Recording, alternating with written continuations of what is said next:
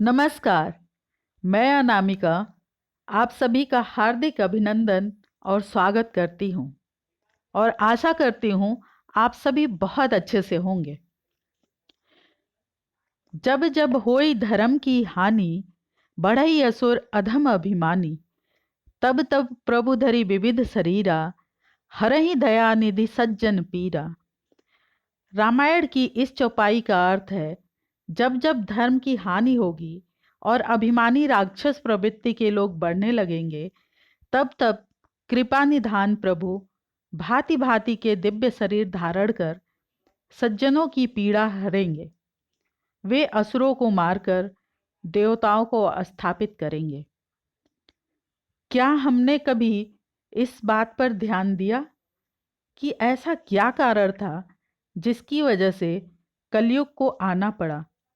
आखिर क्या रहस्य है कलयुग के धरती पर आगमन के पीछे? महान गणितज्ञ आर्यभट्ट ने अपनी पुस्तक आर्यभट्टियन में इस बात का उल्लेख किया है कि जब वह 23 वर्ष के थे, तब कलयुग का 3600 वर्ष चल रहा था। आंकड़ों के अनुसार आर्यभट्ट का जन्म 476 ईस्वी में हुआ था।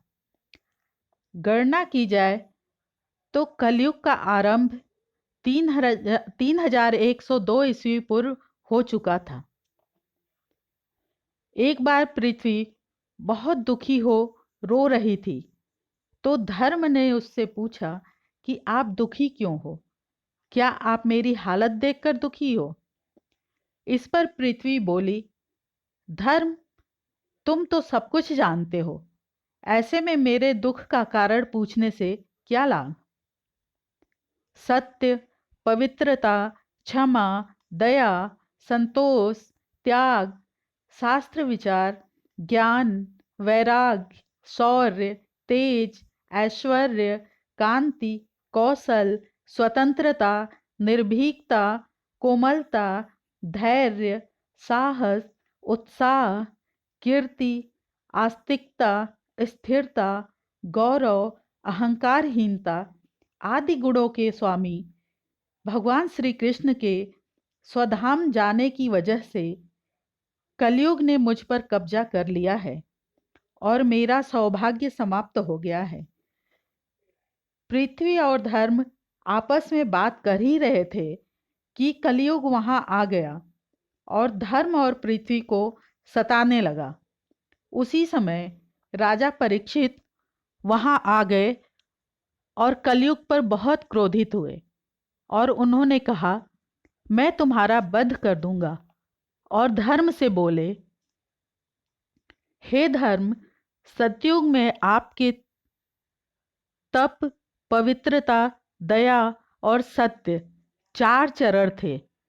त्रेता में 3 रह गए, द्वापर में 2 और अब इस दुष्ट कलयुग के कारण 1 चरण रह गए। इसी से पृथ्वी देवी दुखी हैं।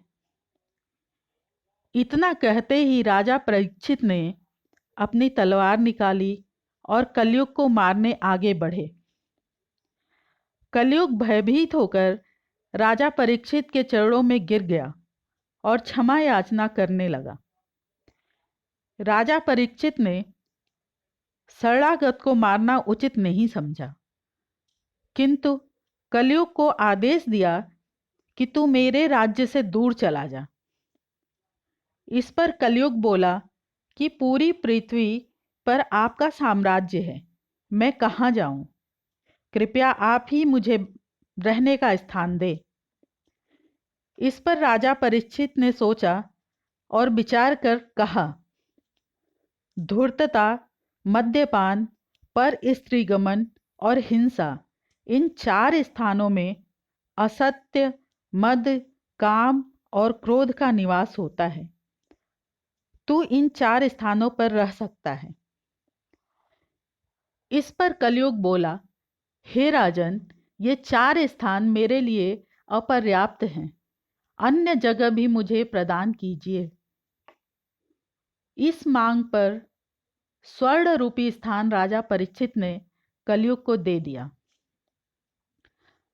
स्वर्ण रूपी स्थान मिलते ही कलयुग वहां से चला तो गया, परंतु चुपके से आकर राजा परीक्षित के मुकुट जो कि स्वर्ण का था उसमें निवास करने लगा।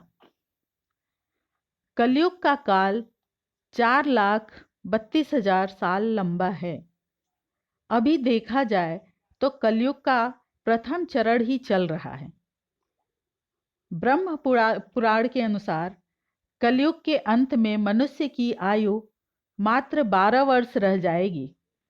इस दौरान लोगों में द्वेष और दुर्भावना बहुत ज़्यादा बढ़ जाएगी। नदियाँ सूख जाएंगी और बेईमानी से धन कमाने वाले लोगों में बढ़ोतरी होगी। मनुष्य किसी की हत्या करने में संकोच नहीं करेगा। गाय दूध देना बंद कर देगी और मानवता बिल्कुल नष्ट हो जाएगी। आतंक अपनी चरम सीमा पर होगा। ऐसा होने पर कलयुग का अंतिम चरण आएगा। शिव पुराण के अनुसार भी यही कहा गया है कि मनुष्य पुण्य कर्म छोड़ देगा, दुराचार में फंस जाएगा और सबके सब सत्य से मुंह फेर लेंगे, दूसरों की निंदा में तत्पर हो जाएंगे, दूसरे के धन संपत्ति को हड़पने की इच्छा घर कर जाएगी। सभी अपने शरीर को ही आत्मा समझेंगे। यह ऐसा समय होगा जिसमें मनुष्य मूढ़, नास्तिक और पशु बुद्धि वाले होंगे।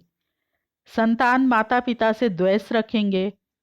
ब्राह्मण वेद बेचकर जीविका चलाएंगे। इस प्रकार चारों तरफ सिर्फ अनर्थ, अत्याचार और पाप होगा। यही घोर कलयुग होगा। अब बात आती है कि कलयुग शुरू है तो इन चीज़ों से जब सब प्रभावित हो रहे हैं तो हम कैसे बचें? तो इसका आसान उपाय है लालच व बुराई के रास्ते पर न जाकर धर्म के रास्ते पर जाना, सनातन धर्म को अपनाए रखना और सनातन के नियमों का पालन करना। अब मन में ये सवाल उठ रहा होगा कि सनातन के नियम क्या हैं? तो इसका जवाब कल के वीडियो में मिलेगा। आज की बात यही समाप्त कर रही हूँ। नमस्कार। जय सनातन, जय भारत।